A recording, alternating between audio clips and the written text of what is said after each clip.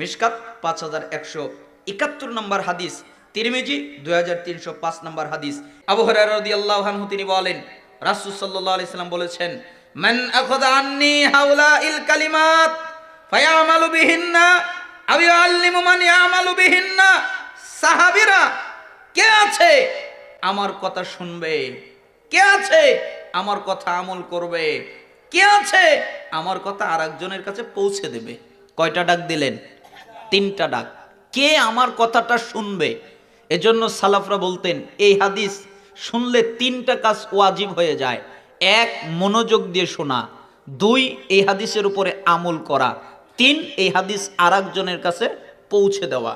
তিনটি কাজ জরুরি হয়ে যায়। কেন? আল্লাহর নবী তিনটা ডাক দিলেন।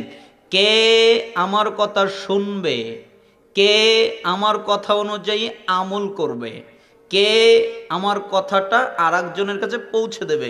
তখন আবু হুরায়রা বললেন, কুলতু আনা ইয়া রাসূলুল্লাহ ফাখাযা বিয়াদি ফাদ্দা খামসান। আল্লাহর নবী আমি আছি তো, আপনি যে বলবেন আমি তা গ্রহণ করব, আপনি যে বলবেন আমি তা আমল করব, আপনি যে বলবেন আমি তা আরেকজনের কাছে পৌঁছে দেব। এ কথা যখন বললেন, আল্লাহ রাসূল সাল্লাল্লাহু আলাইহি ওয়াসাল্লাম আবু হুরায়রার হাত ধরলেন, এরপর গুনে গুনে 5টা কথা বললেন। তিনি বললেন, তোমরা যদি 5টা কাজ করো আল্লাহ তোমাদের 5টা পুরস্কার দেবে।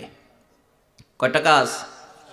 দামি পুরস্কার। 5টা কাজ যদি করতে পারেন, 5টা কাজ যদি আপনি পারেন করতে, আল্লাহ আপনাকে কয়টা পুরস্কার দেবে? 5টা দামি পুরস্কার। এক, আল্লাহর ওলি হতে চাও তাহলে হারাম ত্যাগ করো, বিনিময়ে আল্লাহর ওলি হবে। 2, ধনী হতে চাও তাহলে তাকদিরে খুশি থাকো, বিনিময়ে ধনী হয়ে যাবে। 3, মুমিন হতে চাও প্রতিবেশীর সাথে ভালো আচরণ করো, মুমিন হয়ে যাবে।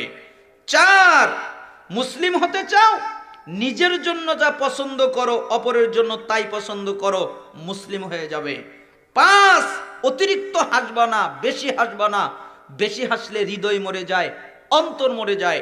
অতএব আল্লাহ তাআলা আমাদেরকে এই হাদিসের উপরে আমল করার তৌফিক দান করুন।